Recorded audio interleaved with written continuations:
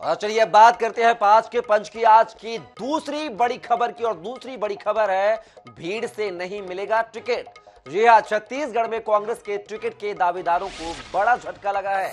बिलासपुर में कांग्रेस के संभागीय सम्मेलन के दौरान सीएम भूपेश बघेल ने दो टूक कहा है कि टिकट आला कमान से तय होगा। वहीं प्रदेश प्रभारी कुमारी शैलजा ने साफ शब्दों में कहा है कि हजारों की भीड़ लेकर आने वालों से प्रभावित होकर पार्टी टिकट नहीं देगी। कई तरह के सर्वे के बाद ही टिकट देने का फैसला लिया जाता है। पार्टी जिसके नाम पर फैसला कर लेती है वह मान्य होता है। कांग्रेस के संभागीय सम्मेलन को दोबारा सत्ता में कब्जा होने के जतन के रूप में देखा जा रहा है। 2018 के चुनाव में बिलासपुर संभाग ने भाजपा को संजीवनी दी थी। पूरे प्रदेश में भाजपा ने यहां से 7 सीटों पर जीत दर्ज की थी, जबकि कांग्रेस को 13 सीटों पर जीत मिली थी। तो बता दें, छत्तीसगढ़ में विधानसभा चुनाव होने वाले हैं कुछ महीनों बाद, जिसको लेकर जो है कांग्रेस पार्टी अपने कार्यकर्ता सम्मेलन का आगाज कर रही है। हर संभागीय स्तर पर इसका आयोजन किया जाएगा। वहीं यहां पर मुख्यमंत्री भूपेश बघेल ने दो टूक कांग्रेस कार्यकर्ताओं को कहा है कि भीड़ से टिकट नहीं मिलेंगे, टिकट जो है पार्टी के आला कमान तय करेंगे। वहीं प्रदेश प्रभारी कुमारी शैलजा ने भी कहा है कि भीड़ जुटाने की कवायद न करें, जनता के बीच में जाकर काम करें। और कई तरह के सर्वे होते हैं जो टिकट पाने वालों के लिए होते हैं।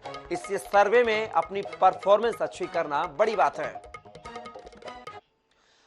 और इस खबर पर हमारे साथ हमारे संवाददाता संदीप करिहार हमारे साथ जुड़ गया है। संदीप, बात की जाए तो कांग्रेस का जो सम्मेलन है, क्या माना जाए कि कार्यकर्ताओं को रिचार्ज करने के लिए और 2023 की बिसात बिछाने के लिए किया जा रहा है?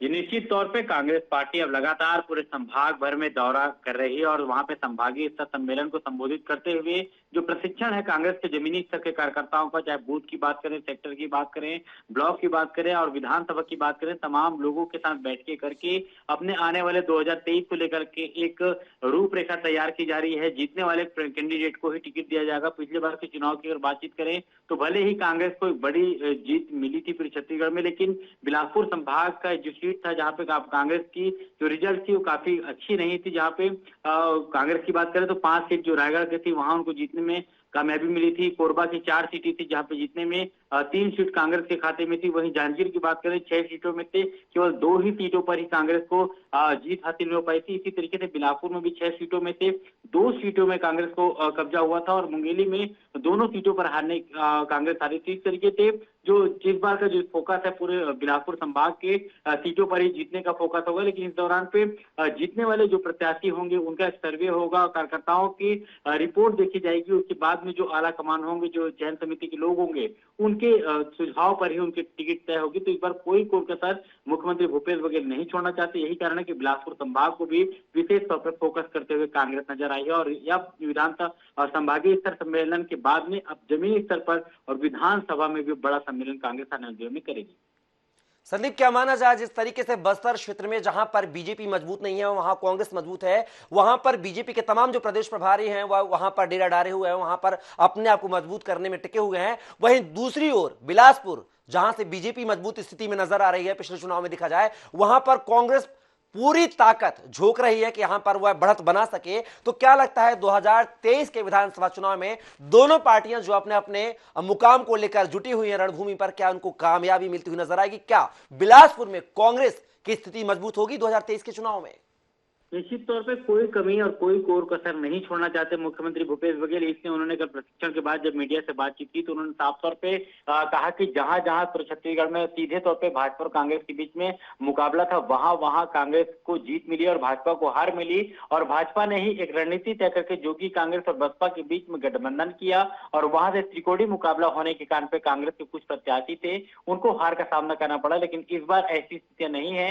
इस बार की जो लड़ाई होगी भाजपा और कांग्रेस के बीच होगी और कांग्रेस अपनी अच्छी बहुमत बनाई हुई है और अच्छी पकड़ क्षेत्रों में बना हुआ है। खासतौर पे जो किसानों का जो कार्ड है जिसमें कर्जा माफी और किसान को जो समर्थन मूल्य विधान खरीदने का मुद्दा होगा वो विशेष तौर पर होगा। और उसके साथ ही कल कार्यकर्ताओं को चार्ज करते हुए साफ तौर पे कहा गया कि अपनी योजनाओं को लेकर के जन जन तक जाए, चौक चौराहे पर और सोशल मीडिया पर भी फोकस करने के लिए कांग्रेस ने अपने कार्यकर्ताओं को जोर दिया है कि आप जब तक अपने क्षेत्रों पर जाकर के इसका कांग्रेस पार्टी की योजनाओं का और नीति का प्रचार करें, ताकि कांग्रेस को आने वाले दिनों में और बड़ी बहुमत के साथ मिल सके। हालांकि चुनाव को लेकर के अभी स्थितियां साफ तौर पर नजर आ रही है कि कांग्रेस एक तरफ में पूरी ताकत झोंकने के लिए जमीनी स्तर के कार्यकर्ताओं को चार्ज कर रही है, वहीं बीजेपी भी कहीं ना कहीं हम देख पा रहे हैं कि बीजेपी का भी अब जो सुगबुगाहट है चुनावी तैयारियों को लेकर के, वो भी अब जन आंदोलन को लेकर सड़कों में उतरी है।